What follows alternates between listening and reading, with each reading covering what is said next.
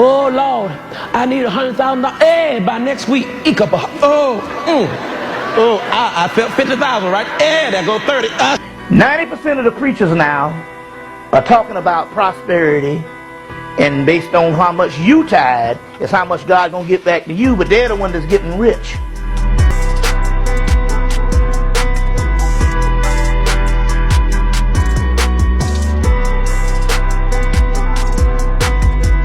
Church, and they've been telling you since Sunday school to be obedient, to be good.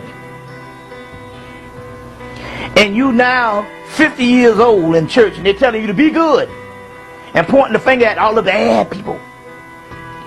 Then in so many words, it keeps your evolution into spirituality and to understanding the universe into a retarded state. It has retarded and impeded on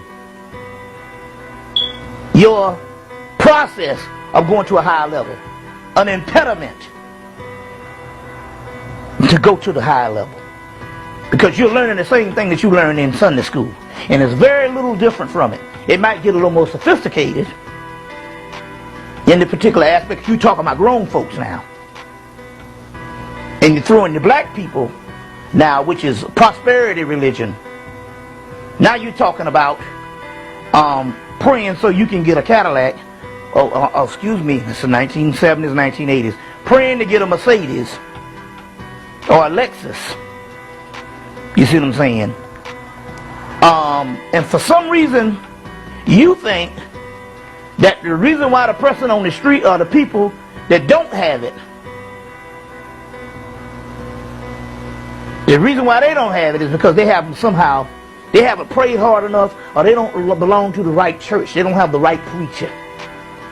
You know what I'm saying? They don't have the right preacher.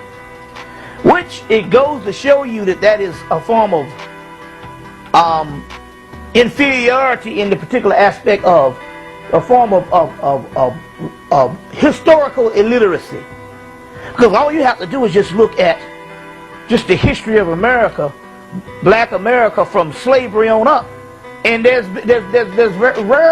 rarely any black people who don't believe in God and don't pray on the same manner. We must ask this question, because you have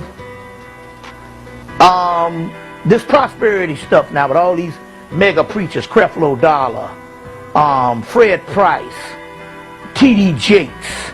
There's one called Bishop Eddie Long down in Atlanta. They got these mega preachers.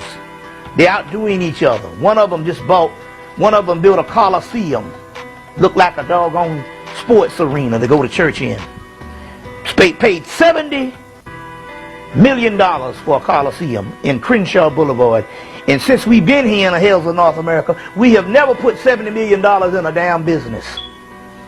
But yet this fool gonna put $70 million just in a building.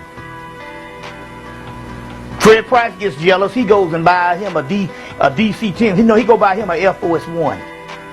One other Negro preacher goes and buy the Forum in L.A. All the many white people done fought in them seats. Now they going to church.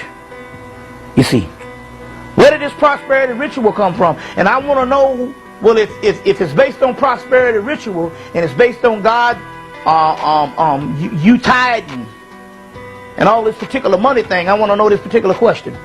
What happened on the first 100 years of you being in the church, on up to from 1865 to 1965, or 1865 to 1985, where you had money for the church and you took up your rallies, but you didn't have all this crazy stuff based on prosperity in that particular aspect. As a matter of fact, people don't understand this.